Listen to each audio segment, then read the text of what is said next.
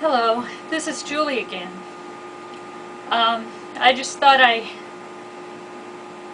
would come to you today with a story that I wrote. It's a personal story of myself. I've entitled it, "The Woman Who Starved Herself." I'm going to read the story, and then afterwards I'm going to say a few words to those of you out there who find yourself in this situation or a similar one. Anyway, here's the story. This is a story of a woman who starved herself spiritually because she stopped gathering her own manna. I won't give her a name. I will just call her Woman. Woman was pretty strong in her faith. She read the Bible every day and prayed throughout every day. She became pretty good at gathering her portion of manna for each day. She was even known to start humming a Christian tune or two when she was working. One day, Woman met someone I will call Man. She fell in love with him as he did with her. A year later, they found themselves walking down the aisle to get married. Up until this point, she was very good at gathering her own manna every day. She never missed a day.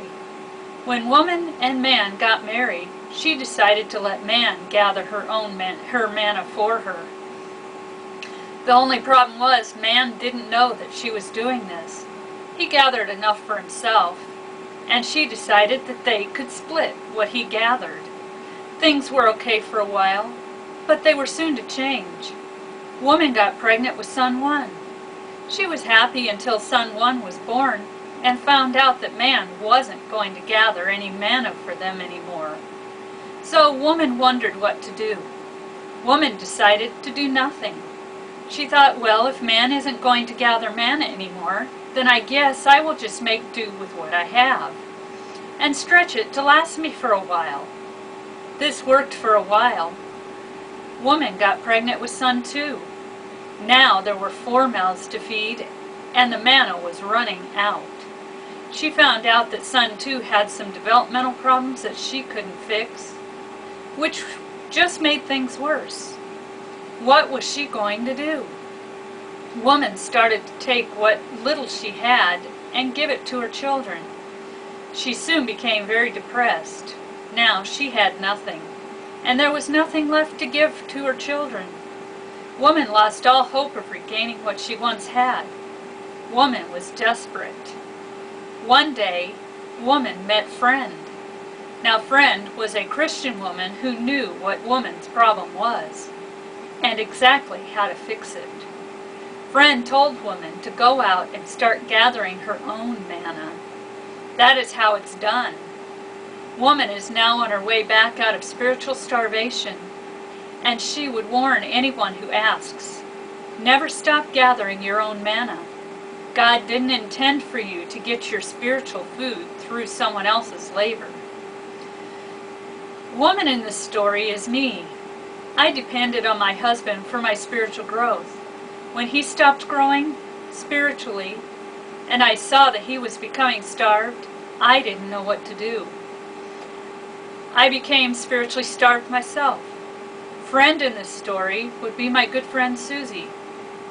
Thank you, Susie, for letting God speak through you so that I could see the importance of gathering my own manna, so to speak.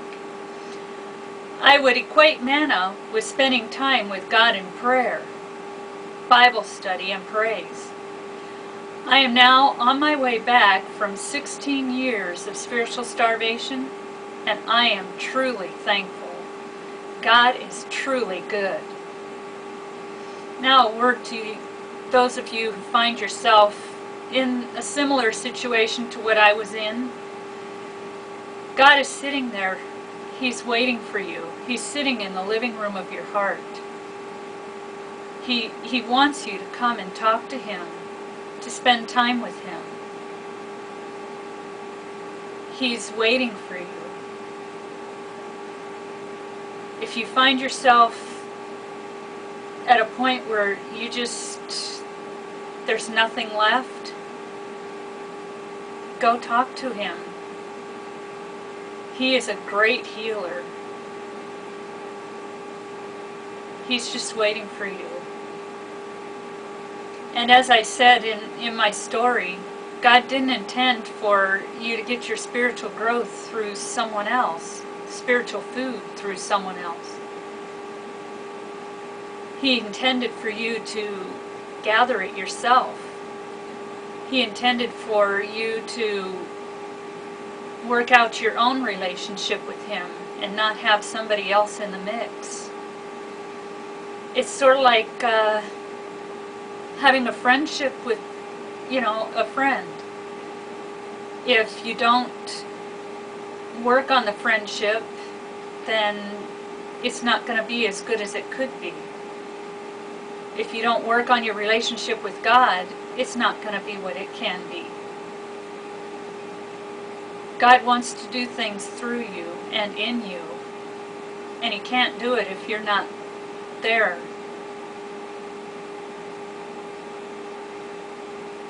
So, my suggestion is, get up and go talk to Him. And don't worry about anything else. Because the most important relationship in your life is going to be that relationship with God.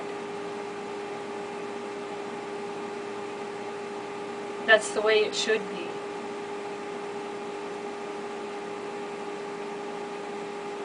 This is Julie signing off.